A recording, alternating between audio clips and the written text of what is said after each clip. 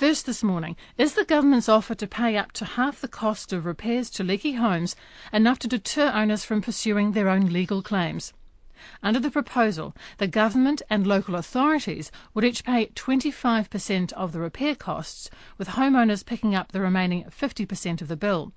But they would have to give up their right to sue local councils or the Crown. You may remember that last month we spoke to John Green, the Chief Adjudicator of the Building Disputes Tribunal, who was served on the government's Watertight Homes Resolution Service, which began in 2003. Well, John has seen firsthand the destructive effects the claims process has had on all parties.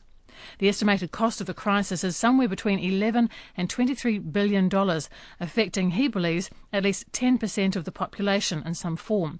Well, John joins me now to analyse the government's offer. Good morning. Good morning. What do you make of it? Well, it's a lot better than where it started, I must say. But as with all of these things, I guess the devil will be in the detail, and there's not a lot of that at the moment. Well, that's the thing. If you make a relatively low base offer, you can keep going up. Did you expect the government to progress from that initial, 10% offer? Yes. I mean, I think they had to. They had no choice, really. I mean, the offer was considered derisory by most. And in order to substantiate their view that they were trying to do something serious, then, of course, they needed to up their offer. Well, you mentioned the devil being in the detail. What are the details, John, that we don't yet know? Well, I guess the single biggest issue for the parties will be 25% or 50% of what. Certainly, most of the debate that has raged for the last 7 years and has cost all parties to these processes considerable sums of money are arguments about the value of the remedial work before it's undertaken. So,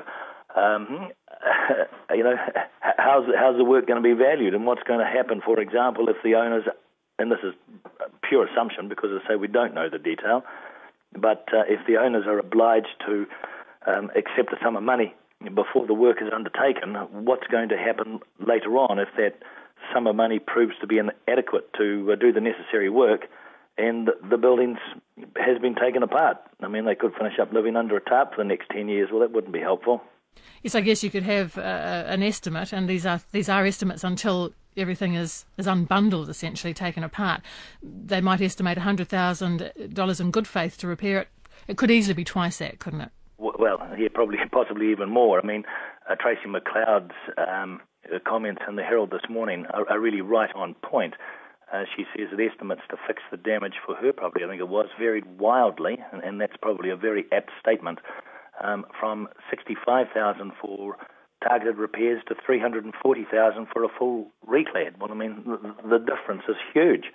You can imagine any party being obliged to pay out in relation to any of these claims, looking at the $65,000 figure, and any owner quite clearly looking at the $340,000 figure on the basis that they could be reasonably satisfied that amount would see the job through. So, I mean, it's certainly problematic, and as I say, unless the process that they have put in place for the allocation of the funds deals adequately with this issue, then there will have been absolutely no progress made whatsoever. Well, you criticise the process as essentially being dysfunctional. Well, it is. I mean, it hasn't resulted in leaky buildings being repaired. I mean, that was the whole underlying purpose of the process, was to compensate aggrieved parties and to allow them to get on with the repair process. But the time that it has taken for those processes to unravel and the amounts of money that the parties have got at the end of that process have simply been ineffective. What about this 10-year limitation period, John? You've been critical of that in the past too. Well, I'm more critical really of what people have been saying about the 10-year limitation period, and it's quite clear that they have little or no understanding about about where it comes from or the effect of it. This is not something new. It's not something that has arisen just because of leaky building claims. It's not something that's been put in place to shut people out from rights that they would otherwise be entitled to. There's been a long stop limitation period in relation to civil claims for building work since the Building Act came into force in 1990. So it's been in place for 20 years. It's no different. It hasn't changed. It's precisely the same. The reality is, if you've got a problem with with a building of any kind, then you need to do something about it promptly. And if you sit on your hands and wait, then unfortunately you're going to miss out. But I mean, on the other hand, I certainly recognise that there will be cases where the defective work is not evident until after that period of time. But there's nothing that can be done about that, and certainly not retrospectively. And so these ideas of suddenly changing this limitation period to 15 years to allow a whole lot of other parties to the leaky building homes to bring their claims is simply misconceived. The contractors, the professionals and the suppliers that entered into those contracts 10 years ago entered into those on the basis that their risk was fixed for a 10-year period. They're certainly not going to be in a position to go back and ask for more money on the basis that their risk has now been extended.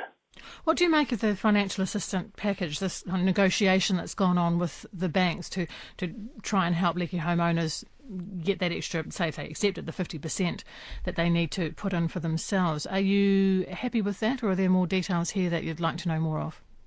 Well, I mean, obviously there needs to be some more detail around that, but the reality is those people, a lot of those people, were simply unable to obtain further funding for any kind of remedial work without the government underwriting those loans because there was insufficient equity in their property. Any equity that they might have had was outstripped or eroded completely by the effect of the leaky building problems with their property. Let's have a look at this, and this seems a fundamental issue to me, that homeowners, if they accept this deal, won't be able to sue the Crown or local authorities. What do you make of that clause? Well, I mean, that's quite clear, and the chances of parties having the financial wherewithal to sue the Crown is pretty limited, and it's not something that's terribly likely to happen these days.